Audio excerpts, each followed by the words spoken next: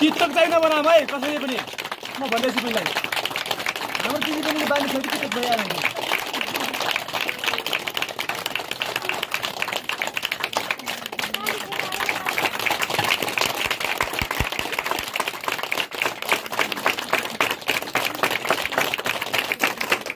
तो छोड़ा है ओहो छोड़ा है रे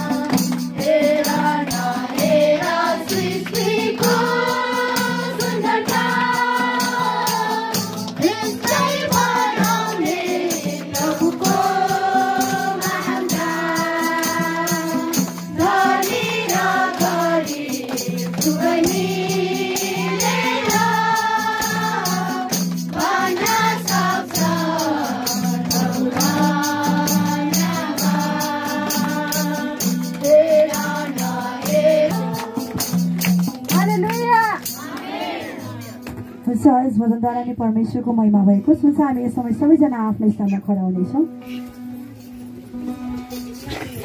हुन्छ, हामी आराधनामा जानुभन्दा पहिले हामी भजन सङ्ग्रहले र यो समय दिनुहुने हाम्रो आदरणीय सेविकाज्यूलाई पनि धन्यवाद। अनि सर्वप्रथम त प्रभुलाई धन्यवाद। अनि मलाई चाहिँ यो समयमा चाहिँ तपाईँ चाहिँ मिसेलहरूको ठाउँमा गएर तपाईँ वचन बोल्नुपर्छ है भनेर यो समय दिनुहुने हाम्रो अति नै आदरणीय विमला मिसलाई पनि म धन्यवाद दिन चाहन्छु। हुन्छ, अब चाहिँ हामी परमेश्वरको जीवित वचनलाई हेर्नेछौँ है। हामी चाहिँ अघि नै हामीले बिहान हेरिसकेका छौँ है, रुटबन्ध कस्तो हुनुपर्छ भन्ने कुरालाई चाहिँ हामीले हेरेका छौँ। हामीले बुझि पनि सक्नु भएको छ तपाईँहरूले चाहिँ। अब चाहिँ म गएर चाहिँ सासूलाई सम्मान गर्छु है। म चाहिँ अब गएर बुहारीलाई चाहिँ के गर्छु, माया गर्छु। छोरालाई जति माया गर्छु त्यति चाहिँ मैले के गर्छु, बुहारीलाई पनि गर्नेछु भन्ने तपाईँहरूको मनमा भइसकेको छ मलाई लाग्छ। जहाँसम्म तपाईँहरू चाहिँ अब गएर चाहिँ आफ्नो सासूलाई माया गर्नुहुनेछ, अनि आफ्नो बुहारीलाई माया गर्नुहुनेछ, आफ्नो सासूलाई चाहिँ आदर गर्नुहुनेछ। तपाईँहरूले चाहिँ सुनिसक्नु भएको छ। र अब चाहिँ मैले चाहिँ तपाईँहरूको बिचमा चाहिँ तपाईँहरूले चिन्नु भएको छ हन्ना भन्ने, हन्नाको बारेमा कतिले सुन्नु भएको छ, पढ्नु भएको छ हन्नाको बारेमा कसैले? रुटको बारेमा त पढ्नु भएको छ है। रुट भन्ने अब एकदमै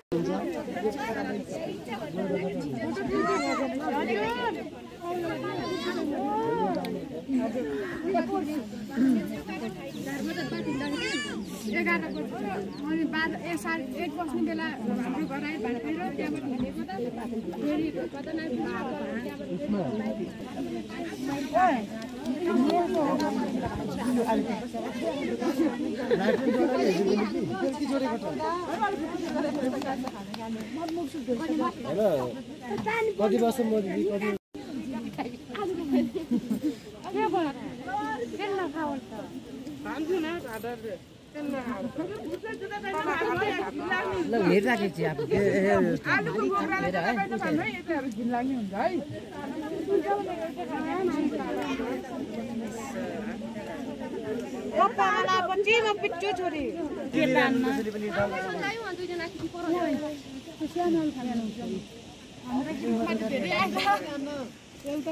हामी किन के अलिअलि हो नि त आफूले पोलो भन्दा पनि राम्रो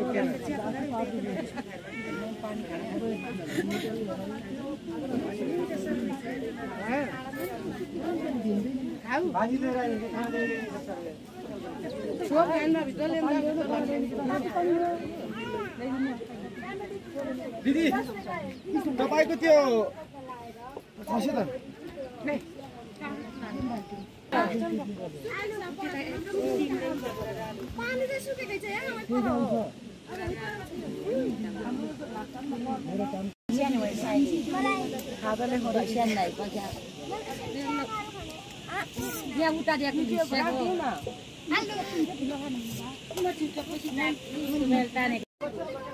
यी छोपाए छोप थुप्रो छ यी यता रहेछ है छोपी यता गुरामाहरूलाई भाषै नै के हो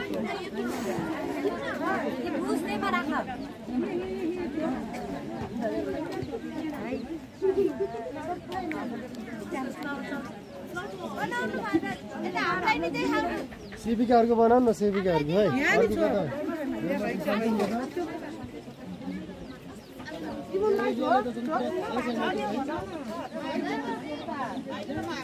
कतिखेर खानामा चाखाइछन्